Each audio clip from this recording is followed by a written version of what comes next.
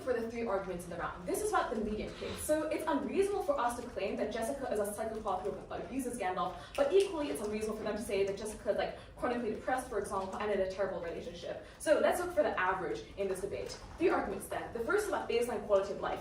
Our claims that Gandalf is a usually pretty happy being. Jessica cares for him, his needs are all taken care of, and therefore he spends his life at leisure. So cats, interestingly, sleep up to 20 hours a day. With the remaining time, they eat, they play, they cuddle with their owners. This means that Gandalf exists in a perpetual state of contentment. On the other hand, Jessica, like most of us, is unhappy. Because even though her needs are also met, unlike Gandalf, that is insufficient to create a state of contentment and basic happiness, because there are many more demands on how she spends her time and mental energy. The first thing to note is that Jessica spends the majority of her waking hours somewhere she does not want to be, aka she's a victim to capitalism and has to go to work.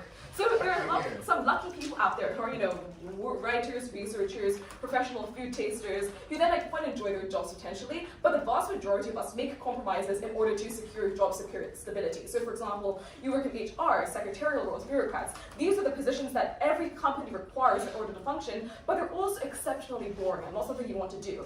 Crucially, this leads to active unhappiness because you're not just bored, you feel resentful. You get out of bed having not slept enough, you're there are coworkers who you don't like, you have to spend time with. This resentment and frustration builds and sours your relationship with your work. So for those reasons, people are generally unhappy in the workplace. But crucially, you also just feel restricted, and there are other better things you want to be doing and you wish to be doing. Look, even in their absolute best case scenario, that you are doing something that you really, really love, we think that that's actually actively worse. Because if I coach debate professionally, I would rapidly fall out of love with activity just because I would have to do and say things I don't believe in order to make a living, for example, and because I would do it so often in ways that I don't enjoy, that would ruin the activity for me and become much, much more bored, and it would be an actual loss to my quality of life as well. But the second main thing to note is that even after she goes to work, she comes back and life continues to beat her up. So she comes home, there are bills to pay, there are always stressors to respond to, and for that reason, you're always in a state of mental exhaustion. But the final thing to note is that Jessica is also a woman. What that means is that you're outnumbered in boardrooms, potentially. You're a victim to catcalls on the street and remarks that make you feel like a piece of meat. You're constantly aware of the fact that you can be physically overpowered by basically every dude in your age gap just because they just happen to be born that way. This is something that's acutely uncomfortable and makes you feel in a state of vulnerability for so much of your life. For all of those reasons then, Jessica is usually unhappy. She's usually frustrated, tired, scared, anxious in some kind of way. Crucially, it's difficult for them to mitigate this argument because there are 2 pieces of thing I want to give you. The first is that these stressors are inexhaustible, i.e., even if she's able to solve a lot of her work issues or get tasks done at the end of the day, that more will always pile up. But the second thing is exhaustion also undermines attempts to increase quality of life. The reason why so many people are 60 and resentful of having spent so much time in their jobs and they wish they'd done something differently is because inertia really, really sets in and makes it difficult to change careers, thus meaning that you feel like you lose the rest of your life as well.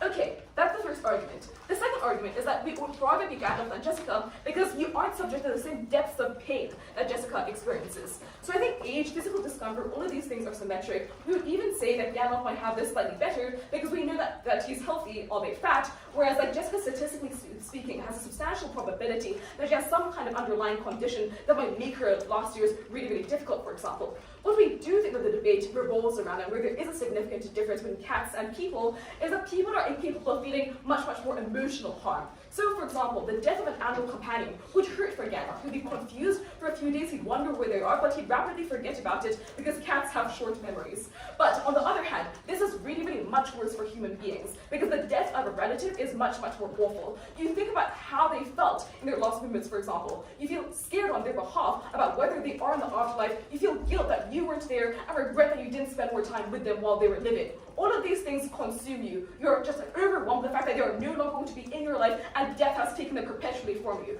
This is just one example of the many, many different sources of emotional devastation that could occur to someone. You could also be laid off. You could also have an important romantic relationship and every single time you react extremely strongly to it. To be clear, this is the kind of pain that makes you wish that you were never born in the first place, because it seems like it's impossible to imagine yourself leaving this fate, for example. And it also happens to most people multiple times in their lives. We think that this pain is substantial and it's regular and it definitely is going to happen.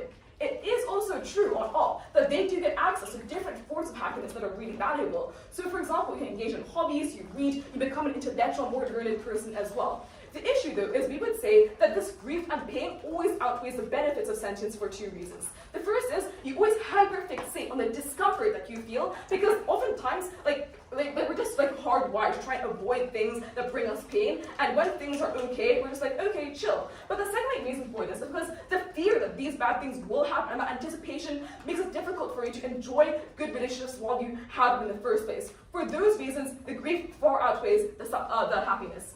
The final argument we have is actually about autonomy. So our claim here is that you can never actually truly free, because there's an infinite number of choices on either side of that house, and there's an infinite number of limits that also exist to those choices. So Gandalf is constrained, Jessica is constrained, both of them face limits. The question then, as to what really limits autonomy, is whether or not you have the capacity to want more. Before that, I'll take the POI. Yeah, so what happens if Jessica passes away? What happens to Gandalf? Does he not starve to death immediately? Fantastic question. Two things. One, as Roy will attest to, oftentimes when you adopt an animal, you develop an emotional bond to them. That means that you're invested in their well-being, independent of what's happening right now. So, for example, I know that if something happened to me, that I have friends who would take Gandalf, for example. But also, cats have immense power over human beings, just by virtue of being extremely cute. So what that means, the absolute worst case scenario is somebody else adopts Gandalf. Yes, this would be difficult, it would be a period of adjustment for him, but he would ultimately be fine. Finally then, on autonomy. So the delta, the tipping point as to whether autonomy matters is whether or not you have the capacity to want, to understand that the various things you're facing are actually restrictions on your freedom, to understand the concept of freedom in the first place. On neither side of the house does Jessica feel free. Gandalf is not free either, but at least he has the ability to ignore it and pretend that he is blissfully, everything is okay. So I finished early. I'm going to do 30 seconds of preemption right here. So what they might say is that Gandalf gets bored really easily and he has no stimulation. What we would say in response to that is two things. One, cats have really fucking short memories. You'll give them food, they'll decide they dislike it, you give it to them again a week later, they love it. What that implies is that they really just don't get bored, just keep on introducing small things that make them happy. They might say, but what if there's a new companion introduced to the house that destabilizes Gandalf's life? We would say that cats are also very emotionally resilient, but crucially, Jessica notices when Gandalf is uncomfortable, when he's not eating, for example, or not sleeping as regularly, or he's taking different shits. All of these are things to note that alleviate Gandalf's discomfort. Very happy to oppose.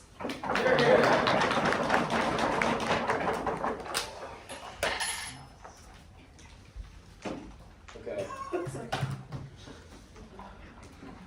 I will do some pleasantries as well.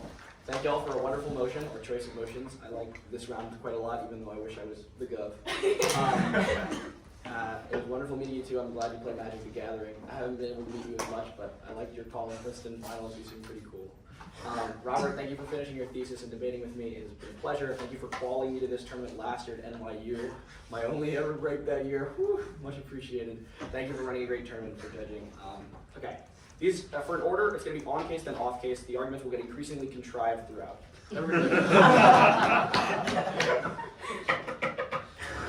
What? We good? It'll be also somewhat fast because the panel is Southern.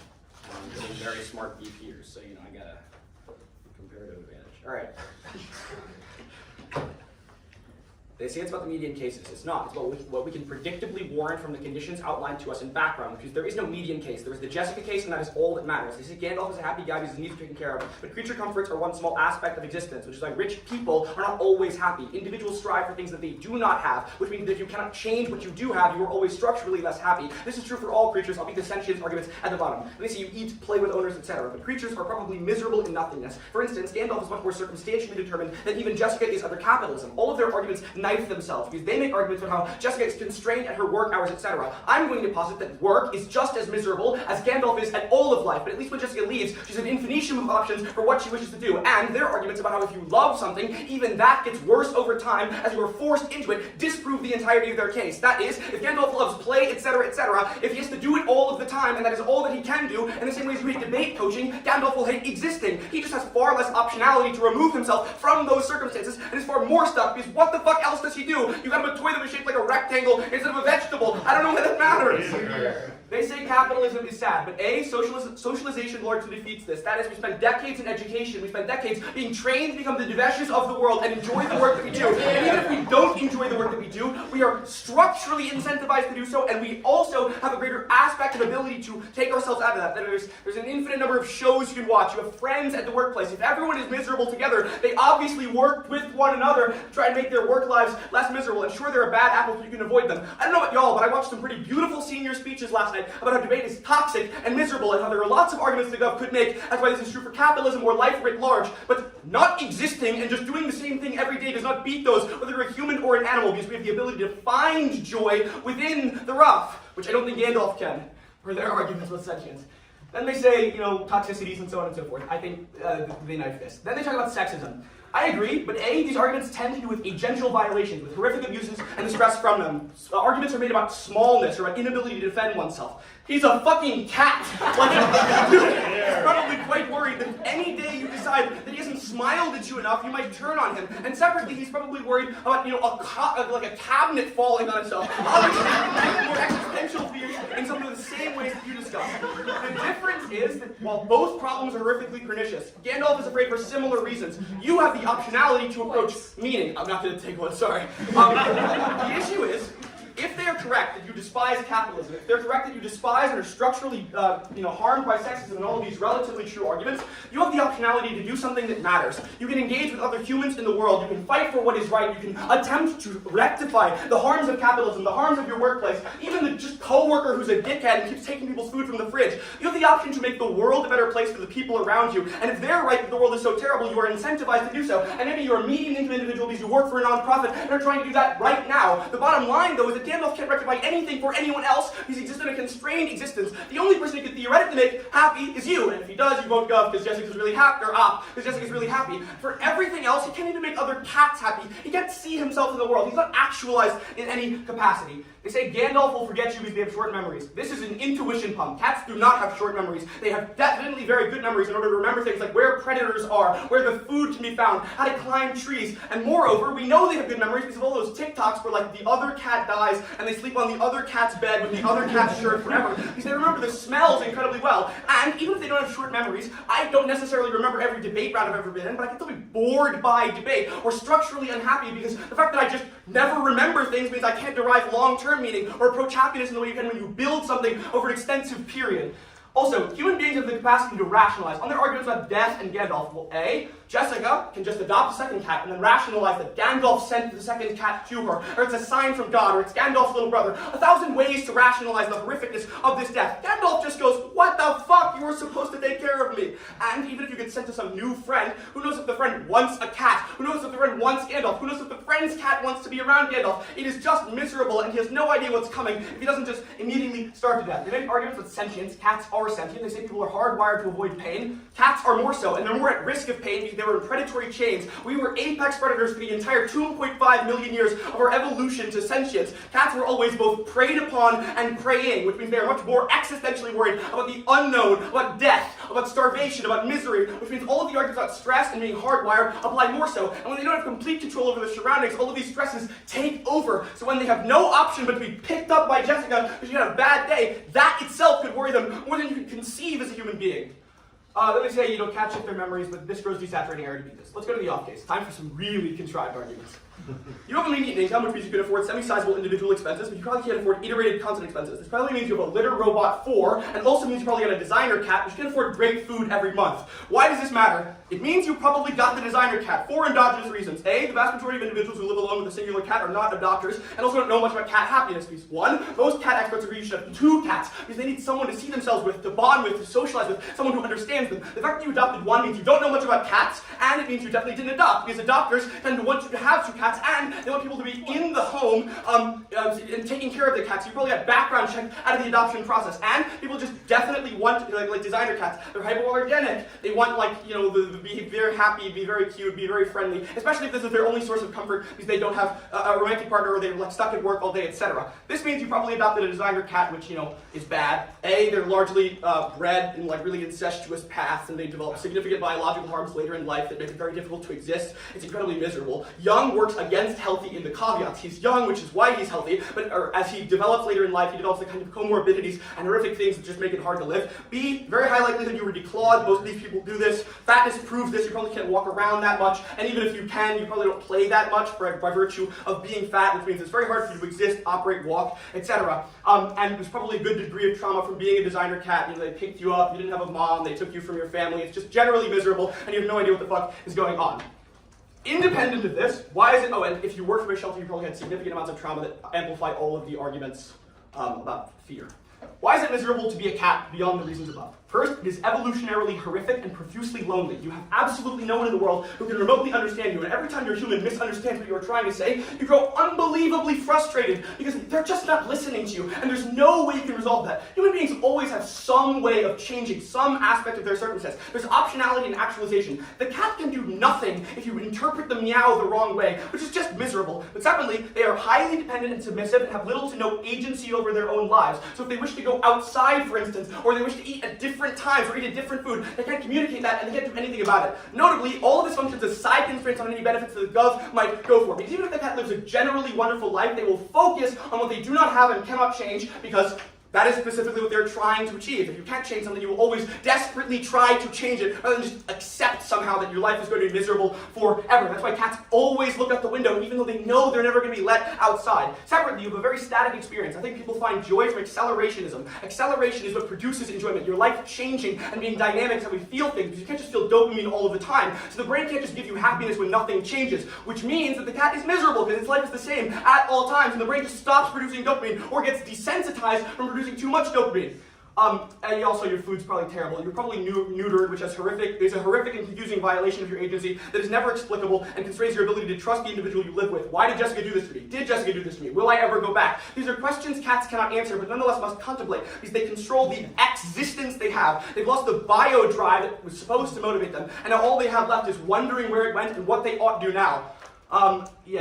Jessica's probably pretty happy because she has media and Netflix, and she has the ability to hope for more in the agency to achieve it. She could theoretically save up and leave her job. She could theoretically retrain and try to get a new job. Maybe her job is wonderful. Maybe she works at a nonprofit, etc. And if she doesn't, she has family, friends. She has a life and people and the ability to change it if she doesn't. You have none. Very proud.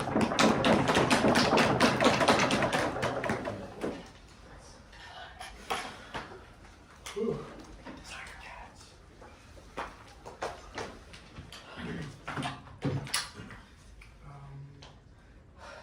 Robert will take the point, by the way.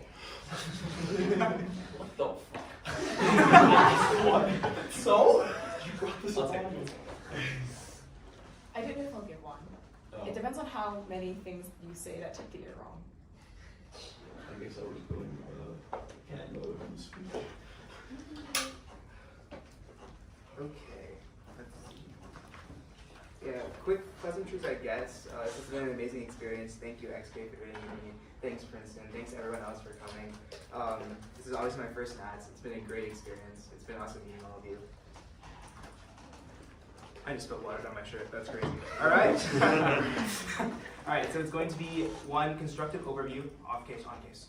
Sorry, what does the constructive overview mean? It's just, I guess, Like contention for? yeah, pretty much. Let's go. It's at the top because I want to get it. Right, wait, give me 1 second. All right. Gonna start my speech. Wait, give me 1 Oh second. yeah, sorry. Sorry. Okay. Yeah. All right. Gonna start my speech in 3, 2, 1.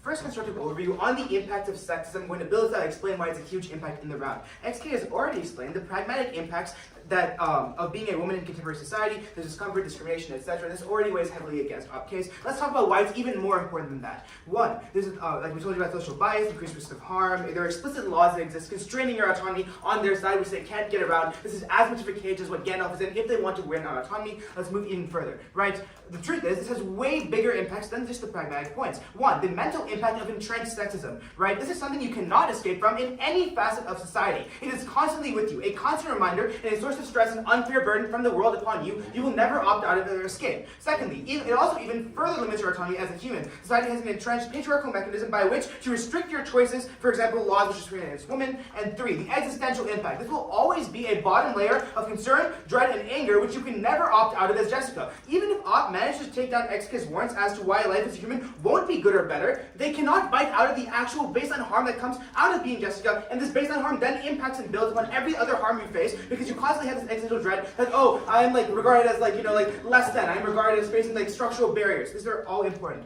4, the sheer likelihood of this argument makes it notably different. This is something that absolutely happens to Jessica. No matter how they want to mechanize how else Jessica's life changes, this is always a baseline harm that probably outweighs most of their points. Moving on to off case. Basically, the first point is that, oh, you're going to be designer cat. This means you bite into horrible harms for your life and things like that.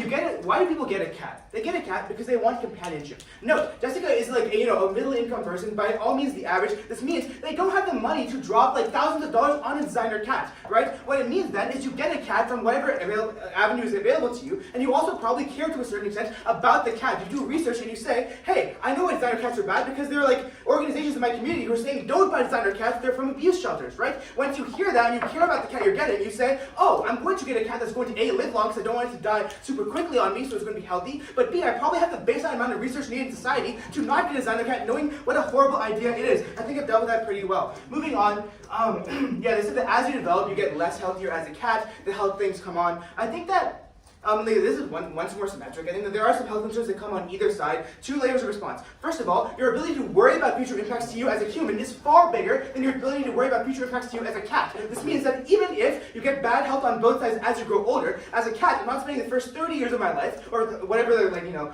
probability thing is, being oh, I'm going to get old and fat, going to get hurt later on. But as Jessica, you're always thinking, I don't want to grow old, I don't want to do this, I don't want to do that. Add on another layer of existential harm that you don't bite into as the cat. That's important. Further on, moving on then, as to why the cat is specifically miserable, they say, oh, you're profusely lonely and you can't change that. At least humans have some level of way to change that, right? I think that the response to this is really just one, as a cat, you have Jessica with you, which means you already have the amount of companionship you need. Cats are more solitary creatures in general, which means the burden for meeting loneliness is probably lower than it is as a human. But also note that the ways in which humans can be negatively impacted when they seek agency for future things is also far higher. XA explains to you that even when you want to take steps in the agency they talk about to change your life, the fact that you're already exhausted by the stresses you have means that even when you try to change your life, you can't actually get that much affirmative change. Humans don't have the ability to actually impact their life to that scale. Even worse than once you try and fail as a human because you're structurally imbalanced against doing so, you face even worse harms. Every action they want to take out of the situation gets them to a worse situation. Gandalf doesn't have to think about any of that and probably gets a pretty good life on our side. Let's talk about cats' agency, right?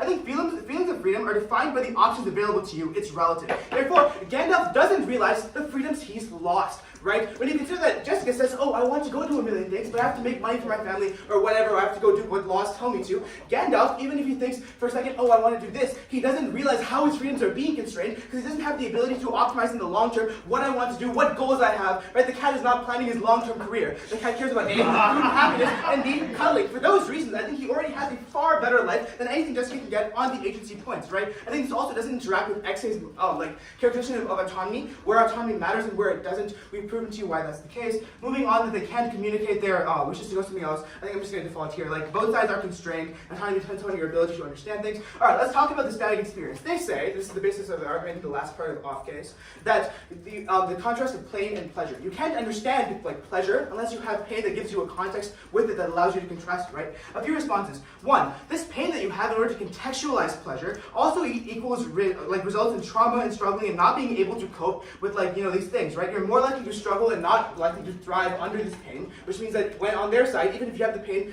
contextualizing the pleasure, the pain is overweighted by the pleasure. What does that mean? It means that sentient beings like human beings are far more likely to overweight negative impacts in their life over positive impacts in their life, which means, let's say I have 3 good things happen to me in a day and 1 bad thing happens to me today. I go to sleep that night saying, fuck, that bad thing happened to me today, I'm sad, right? This is because as sentient beings, we care about the future, we care about long-term things, which means we overrate bad experiences to ourselves. So even if they can prove to you on the basis that they're going to get equal good or bad things, or that you get good things, that you get bad things that help you understand the good things, at the end of the day, Jessica still goes to bed saying, I care more about the bad things in my life, they're worse for me, but into all the harms and cyclical doubt and things like that, right? So moving on then, on the fact that Jessica has happiness, like media and the ability to think on things, right? I think that once again, the threshold for which you get happiness is different for both animals, for both creatures. They characterize the cat as wanting the things that human would want to be happy. Here's the deal.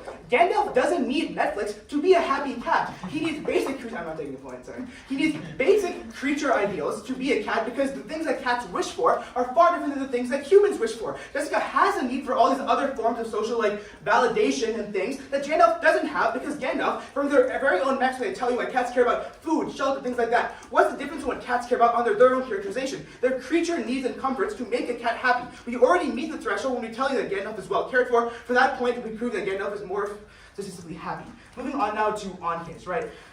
So what responses did we get? First, on the median case, they say it's about predictive warranting, but I think that in that case, we've actually predicted to you pretty well why Jessica's life probably is shit, right? And further explanation, we also told you why Gandalf's life is probably going to be well. They tell you predictive warranting, they don't give you warranting as to why Gandalf's life is going to be so bad, except the designer cat's point, which I think I beat. Secondly, right? I tell you that Gandalf's life is just as bad as work, but at least Jessica gets options to go out of work, right? I think the response is one. We preempted this when we tell you that you're unhappy as Jess, that you don't get to use the agency that they tell you have to make your life any better. But secondly, Gandalf isn't capable of imagining things. This is important because it means now that Gandalf doesn't actually have all those paths in his mind to be like, oh, I could do this, this, or this to be happier, but I can't because I'm restricted. Gandalf doesn't have the mental capabilities to say, there are ways to make my life better that I can take. For those reasons, he doesn't lose utility from not being able to take those paths in the first place. Being the cat is far better because I don't have to stress myself to be like, oh, I can make my life better in this and this way. I get the basic things, which is my basic threshold for pleasure, and don't have to worry about the existentialism on all the other parts. Moving on, so they tell you about the fact that Gandalf has less ability to pick options. I've dealt with that. They fully dropped all the things that I actually told you about the bills, stressors, all the things that are going to weigh down on your life and make you not happy, as well as the exhaustion mech, which proves that once you have all these things and have conceded these things, they make your life considerably worse because you don't have the ability that they want to pick new ways forward because you're too exhausted by dealing with life, because life sucks, right? Moving on then, they tell you about why you have the option to make the world a better place for those around you, which Gandalf doesn't have. I think the baseline mech is why do I care about this super much? I don't think there's enough principled argumentation here to prove to you that even if, yes, Jessica can go work at a homeless shelter and Gandalf can't, I don't understand why it's so important to me that I go work at a homeless shelter, at least, and even if I did understand that, I don't think it goes past the basis, right? Moving on. They tell you, on the back of short memories, they basically give you an assertion. They say, cats have good memories, they need to remember where predators are. Even if they win on this assertion, then the issue is, you need also the ability to extrapolate pain from the memories you have, right? When my relative dies as a human, I think about all those memories, all those experiences, and I get worried about death and all those things. When Gandalf's loved one dies, he thinks for a while, oh, my loved one died, I have some instinctual response, but you don't have the sentience needed to extrapolate all the huge pains that you actually went into as a human. So proud of you.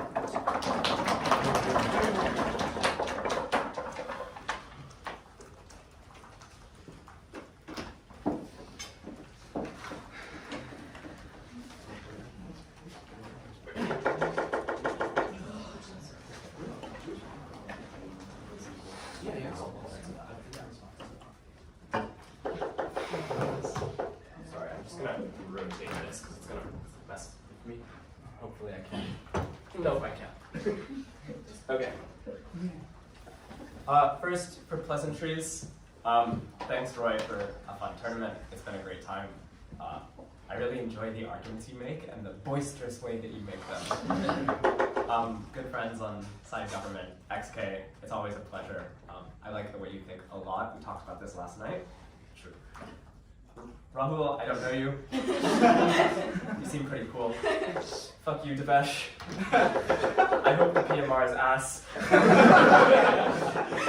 Thanks to all the spectators and of course the dinos for coming back. It means a lot to all of us. Okay. It's gonna start with some new framing. Where you want the framing? I don't know. Okay. It probably applies to the entire round, so maybe on a other sheet if that's something you want to do. Sure, man. All right. Everyone good?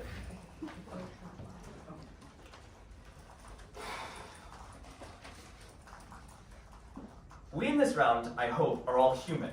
The implication is that we don't know what Gandalf actually wants, and we cannot ever close the epistemic gap meaningfully to this. there are different systems that operate in cats' brains, there are different biologies, there are different neural pathways that exist. We also, crucially, can never put ourselves in the shoes of a cat. This applies very neatly to most of what we just heard from the MG, which were unwarranted claims about why, for example, Gandalf wants to be cuddled, or why Gandalf can't conceptualize the pain of losing a close fellow companion or a loved one, or why Gandalf, for example, might want to be picked up because he knows that Jessica means him well. What we told you is that the best way to close the epistemic gap between us as humans and other animals is to look at the biology that we do understand that these animals have. Look at the evolutionary history that gives us the best guess at approximating what this cat wants. What then is crucially dropped from the MG is all of what Roy gave to you about the way that cats have evolved as a species. They were both prey and they were both predator, meaning that when we pick up a cat at home, we have no clue whether that cat is experiencing existential risk. They think they are getting hunted. We have no clue if a cat even experiences joy from lazing around in an apartment all day, because the thing that drove them for the entire existence of their species was hunting and running from predators, and now that has been ripped away from them. We have no clue if Gandalf has any ability to self-actualize in the world. And what we would contend is that Gandalf probably has a pretty shitty quality of life, because everything that we are supposed to be doing as a cat is not happening.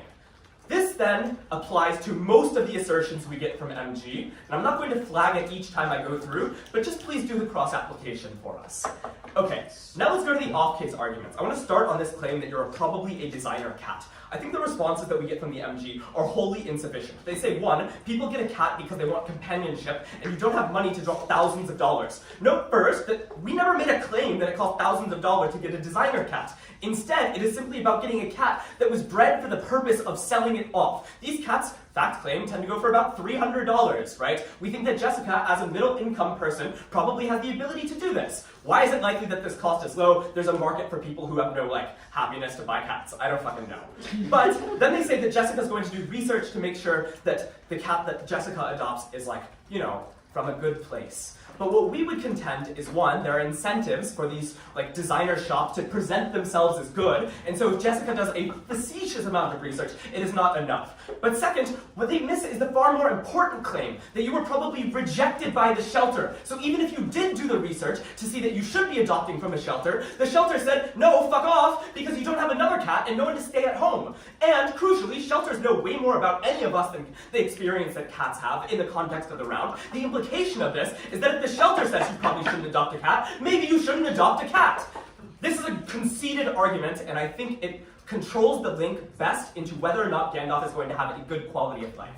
Then they say the cats can't conceptualize the future. One, I can counter-assert that they can, right? And a reason to believe this counter-assertion is that cats had to maybe stock up food in the wild and realize that in the future they might get hungry, so they eat a lot in the present, right? This probably means that their brains have some conception of what the future is. But second, this isn't even responsive to the argument we make. We told you that it's probably true that this cat has a terrible quality of life in the status quo, that it's not about the future, but it's about the loneliness that they face every single day. It's about the fact that they can't even walk because the place that they adopted the cat from declawed them, literally snipping off knuckles from the cat, making it not able to play. So if you believe playing is good, you probably can't do it on their side of the house. The cat also can't even walk around, can't even jump up to look on the window, and every single step it takes, whether it's to the litter box or to the food bowl, is excruciatingly painful. For context, it is like snipping off the entire first joint of your fingers. It's not removing a fingernail, it's literally removing things. No thanks.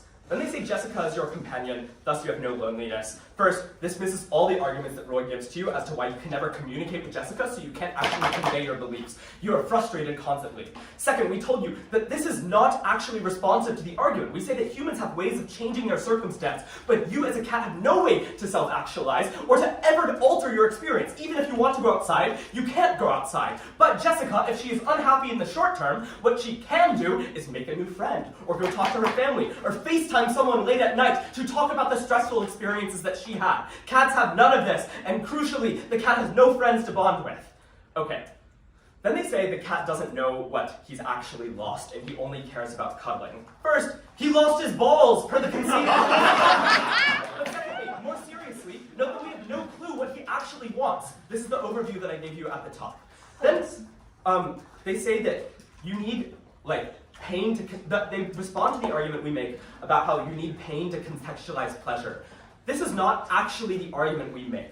We say that the struggle is beautiful. Maybe it's because I finished my thesis that I can finally understand this, but the fact that you go through pain in the short term means that every moment of bliss is actually better for you in the long term. The implication of this is that because Gandalf's experience is so static, he has no ability to actually be happy, right? At best, they prove that Gandalf is like at a base level of happiness, that creature comforts are met. What we say is that this then doesn't even feel like happiness to the cat, because the cat has no conception of what it is like otherwise. We say this is unlikely though, because it probably experiences existential dread. Okay, then they say that the threshold for the cat's happiness is low, there are creature comfort, things that cats wish are different, like I already answered this at the top. Let's go to the on case, and I want to start with the overview that they give to you about sexism from the MG. I think there are a couple of problems with this.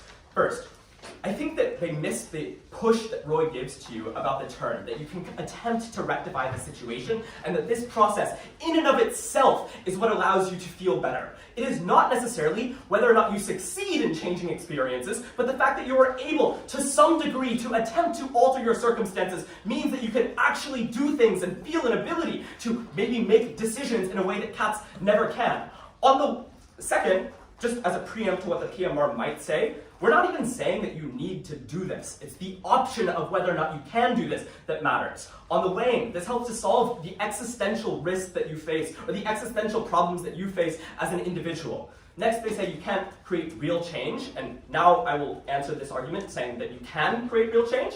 First, you can quit your job. You probably have savings for the conceded warrants in LOC. This means that if you want to go join a rural commune and live a different experience, you maybe can do that. And that's, I guess, the big push that we want to forward, right? Even if it means withdrawing from society completely, even if it means changing your life experience completely, even if it means moving to Guatemala, you can do that on our side of the house, but you can never do that as Gandalf. Okay. The last thing that I want to say is that I think they also miss our argument, which is that even if they're correct about the existential dread that is experienced, it is also true that the cat has this same exact existential dread because of the fact that no matter what happens, they can always be overwhelmed by the human being. There is no check back against this. At best, we have a risk of offense then. Okay, now let's go to up top, I guess, where we talk about the loneliness arguments. They say that you're unhappy as Jessica, you can't make your life any better, and Gandalf isn't capable of imagining things. Jessica spends the majority of waking hours where she doesn't need to be. First, I think you can turn all of these arguments. If you are so exhausted as Jessica, it probably means that you treat Gandalf terribly and you don't pay enough attention to him. This is probably important insofar as it weakens the cat's quality of life. But second, I would contend that Jessica can have good experiences in the form of friends, even coworkers at work. And these interactions, importantly, are quotidian in the sense that they can be different, but also, like, i.e. you have daily different experiences, and the monotony of work isn't actually as monotonous as they paint it out to be. Okay. I'm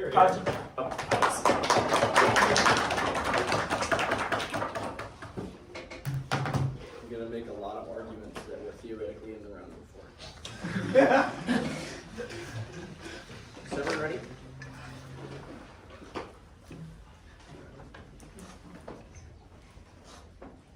The gov thrust is that both creatures suffer, but the cat does not recognize it. The op thrust is that both creatures suffer, but the cat cannot rectify it. They miss broadly that we don't know how cats feel. Most of this is highly inadjudicable. They're intuitions about cat memories or dopamine receptors. For all we know, most of these cats are just as miserable as they think that they are happy. But I'll win under both worlds. If they are short-termist, the claim from the LOC is entirely conceded that if they have short memories, they forget when you're coming home, where you've gone, etc. And they have nothing in the world when you leave for work. So if they are broadly correct, that you abandon the cat, that you're working, that your life is stressful and miserable and so on, the cat remembers nothing. Yeah.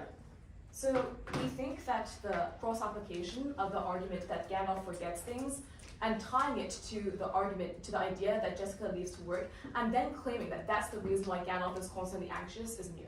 So, two things. One, the LOC makes the argument that you can rationalize when Gandalf is gone and he dies, whereas Gandalf has no ability to rationalize your death and whenever you are not there, which is the argument I'm extending. The cross-application of short-termism, A, I think short-termism is largely a framing mechanism. I can implicate this to that as weighing. And B, the argument that Gandalf cannot rationalize where you've gone is the exact same as Gandalf cannot remember where you've gone. I'll take that into consideration. Oh, I just wrote a heck of a low chalk. I feel bad for seeing the TikTok. Okay, everybody good?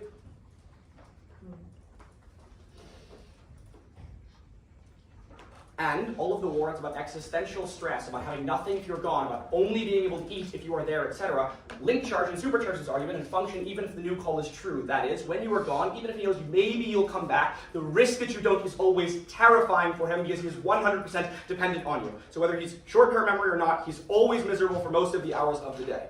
But let's adjudicate the inhibition pops. The closest we get are A, shelters know relatively well, and there are conceded warrants that's why they never would have given you Gandalf, and B, there are biological, evolutionary arguments that constrain present psychology. The argument about predation is just conceded, that you have always been an apex predator. For millions of years you evolved to rest on your laurels, to be happy, to not worry about much, because you were with other people who would protect you, who you could enjoy life with, and you were not that worried. Whereas Gandalf has existed in highly competitive food chains, where you can always die, always starve, etc. This wins that cats are long-termists, because they needed to be to survive, and it means that they're miserable because they lack agency. The example here is also dropped, that even if they are not able to remember, even if they do forget, they are constantly and permanently aware of specifically that which they lack, which is why cats stare out the window at all times, even though they don't remember what the outside might theoretically be like. B, it wins that cats are more existentially stressed about everything, which turns all of the arguments, and means even if sexism is materially worse than anything a cat could experience, the cat feels it worse than anyone else could, and the existential dread a cat could feel from being picked up in one moment could outweigh anything a human could conceive of. And 3, it means that they derive no pleasure from cuddles, or at least we don't know they do, because they evolved to be predators in forests, not your house lap cat, which we don't know if they get anything from anything that you experience in a house, whereas you do, because you built the house yourself. Jessica, on the other hand, has always been a predator. She's more able to rest on her laurels, and she can communicate with others. She can rationalize her struggles. All of the ways that Jessica can deal with suffering that cats cannot are missed. She can, again, rationalize why the suffering is happening. She can fight against it. She can move away. She can talk about it with her friends. She has allies in the fight. Gandalf is just alone, with nothing to change, no one to talk to. And when he tries to fight against what he perceives as miserable, you don't understand him, which creates a compounding frustration that destroys the relationship he has with you, and means none of their benefits to him can materialize, and also means he's just miserable. Okay. 4 ballots. First, the turn on sexism is quite strong. I don't know why this entire round is about hedonism. The LOC tells you quite clearly that life is more than that. That there is a reason why we interact with others and do what is difficult, why we work for nonprofits, even if there's little to no money, why we suffer. And if they are correct that capitalism and sexism are so pernicious, which we all agree with, then there is broadly some way that you can attain meaning in the world. You can fight against them and independently look back on your life and say, I did something valuable, which is a kind of meaning that the cat cannot conceive of if any of their arguments are true, and cannot capacitate if they aren't, which means that irrespective of the hedonics, they've lost the round. Second is our argument on acceleration and deceleration and dopamine. They've missed that life is not good if it's just the same. You only feel good when things change, because you can't feel good all the time, or you'd be lethargic, which is an argument made in the MG, which means that if the cat's life was static, they increasingly grow to hate the things they enjoy. And their arguments about hating debate coaching prove this, which means even if the cat enjoys everything they say they do, over time it gets miserable, and you have the optionality to change it. Third is the argument about loneliness. The cat has fucking no one, and they missed all of the biological arguments underpinned by the shelter warrants, which are smarter than we are, about how cats need a companion and are broadly miserable. If you adjudicate any of the rest of the round, the shelters know better, and broadly cats are depressed, lonely, etc., and they have no one to communicate with, just wins. There's nothing for them. You at least have friends. None of your romantic partner doesn't matter per the second motion. Obviously, you have some more meaning than they do. And last is that he lost his fucking balls. He cannot trust you. The side constraint argument is missed. He doesn't know where they went and if you took them, and thus that he is always existentially afraid of you and doesn't know if he can form a relationship with you, which means the feeding and playing, etc., and means he's miserable. Let's beat the sexism argument. A, it's largely defensive. They say a prison as bad as Gandalf's. Yeah, as bad as. But Gandalf is entirely constrained by you. You have allies in the fight, people who suffer with you. He is alone. Second, there's historical improvement. And third, go to the commune. Very proud to oppose.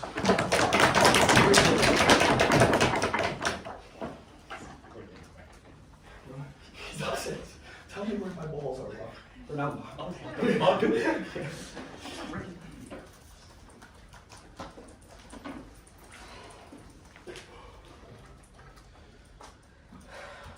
Here. Thank you.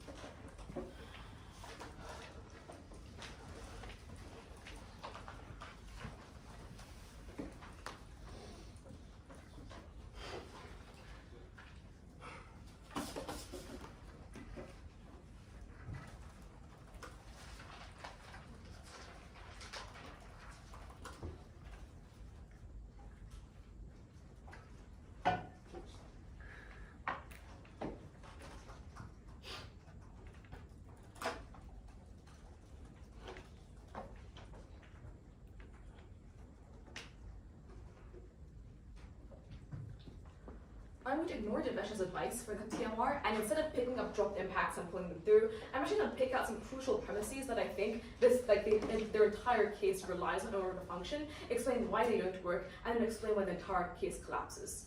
The first premise that they really rely on is the idea that Jessica can rectify all of her discomfort. And check your flow. This is the response to literally every single source of discomfort and unhappiness that we point out to you. You can go to Guatemala, for example. The issue for this is that this falls woefully behind the preemption that I had in my PMC. There were two of these. One, I told you that exhaustion means that you cannot make choices for yourself proactively. Two, I told you about inertia, about how as time passes, sunk cost fallacy increases and you don't do anything. For those reasons then, I think that Jessica cannot change her life. Rahul actually spikes this and explains why it's an independent impact as well, about how the frustrated inability to do things that you want is also extremely harmful. So for those reasons, I think that they lose all the defense on why Jessica's life is okay.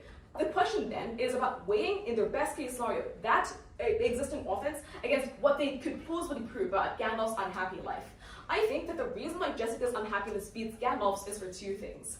The first reason for this is because per their own framing, which I'm not sure I buy, but by their framing, if fulfillment is more important, than higher level things are more important than baseline needs, at best, they've proven that Gandalf is, stressed, Gandalf is bored, but we have access to the claim that Jessica is extremely unhappy and miserable. Like, to be clear, they cannot...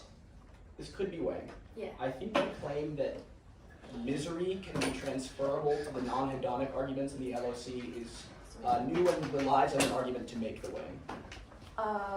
So you're saying that your framing about fulfillment being more important and applying that to that argument, second argument on PMC is new.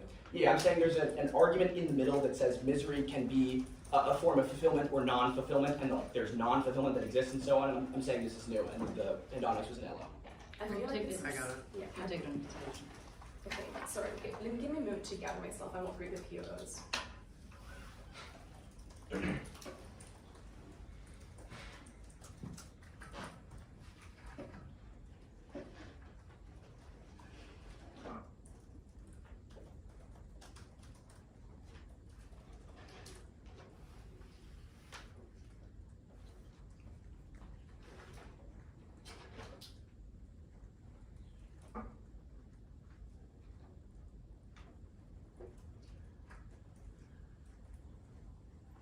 Either way though, the act of anxiety, strain, and frustration that we prove, and I tell you in PMC, makes your life a living hell is much worse than the boredom that they get access to. The second key premise I want to talk about that they really rely on is this claim that, well, we really don't know epistemically how cats think. And the newness of this is that while the idea that we aren't, is that it is used to hyperweight the evolution to anxiety claims and to rebut literally everything that we say about Gandalf's experience. So the reason why this claim doesn't really hold up to interrogation is a few things. The first thing is, I do think that this mitigates their arguments to the same extent as ours.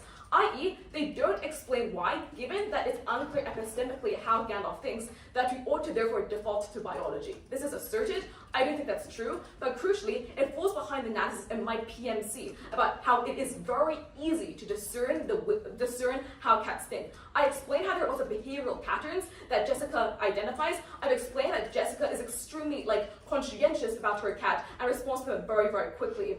They tell us that best is a communication gap. I explain why the communication is actually very easy, and Jessica is attuned, for example, to Gandalf's vocalizations. The second main reason why it fails, though, is because I also think that this is extremely speculative on their side as well. I.e., they just give us a bunch of relatively contrived claims on why exactly Gandalf is so unhappy. And here I'm going to go into my op block rebuttal. So the first thing that they do is they give us defense on why someone designer cat. They tell us that designer cats aren't a lot of money. I think this falls behind what Rahul tells you about how you care much more about emotion of taking an animal that needs you than having a quote-unquote pretty cat. But the second thing is that they repeatedly say, but the shelter knows better than you. The issue with this that we pointed out quite early on is that the fact that the shelter knows better than you, and you're not a fucking cat expert, means you don't do all of these odd, strange, contrived things. You instead listen to what the shelter tells you. Cross-apply this to their claims about dequalment. Cross-apply this to their ideas that for some reason, Jessica can't get another cat because she's bought a $300 designer cat that then makes it too expensive to buy a second cat. I think that therefore a lot of their mechs for why Gandalf is unhappy are broken. Alright, sorry, point of order.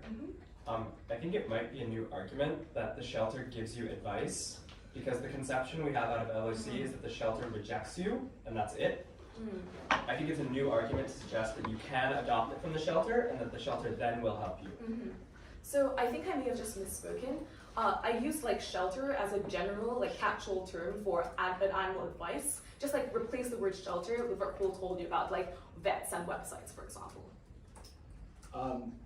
As an addendum, I think the vets and website stuff in the MG is fine. I think you get advised by wherever you get the cat from is materially different. And No, yeah, I'm trying to claim that, so. Sure, as long as that's the conception we're with.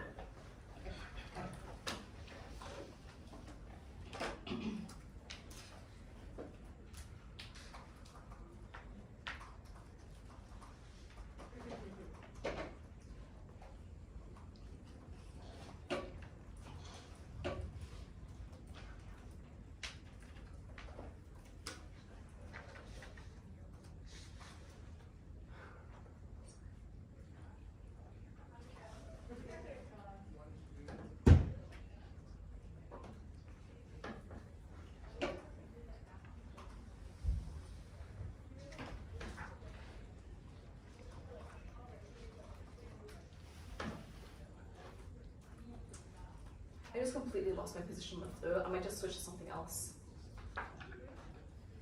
Do you want us to tell you where we had you last? That would be actually really helpful. Okay, the last thing I had was you were responding to Robert's responses about designer cats and saying that you would receive, you do research and you would know not to do things like declawing, etc. Thank you.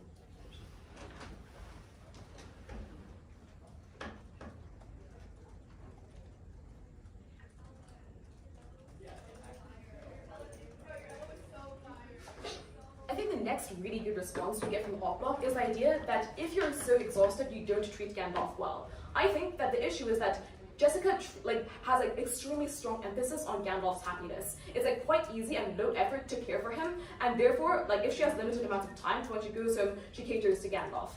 Okay, so where are we in the ground so far? I think that I've explained why the material from Jessica stands, what it outweighs, especially because their offense on Gandalf is A, mitigated by their own framing, but B, actually impacted very well. They start from some basic things happen and end that Gandalf is horribly in pain. Let's take your balls back, for example. The fact that your ball, your ball still exists. It's the test.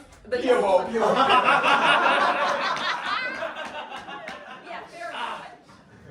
Fair enough. I just wanted to make a joke.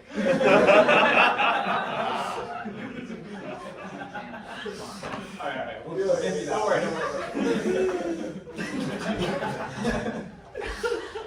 Each member of the panel will take it under consideration.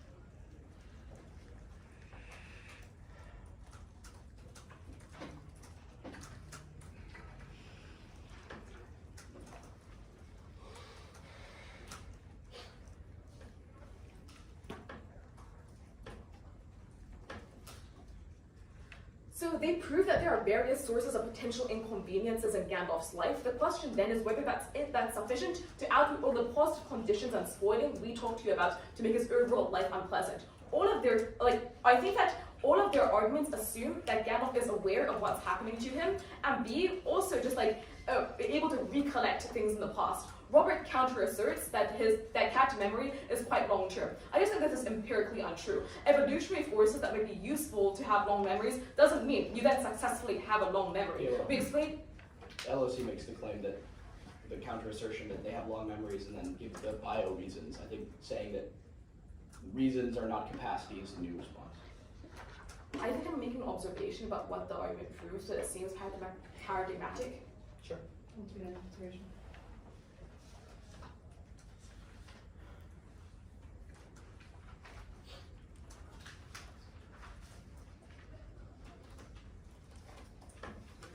How many seconds do I have left?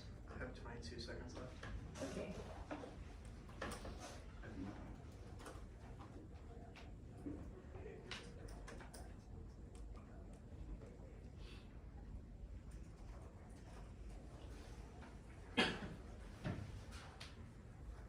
I'll just give you a better argument as to why cat memories are short. They say default to biology. Look inside a cat's brain. It is very small and very underdeveloped. They don't have the capacity to remember things. So for those reasons, you have extremely limited memory.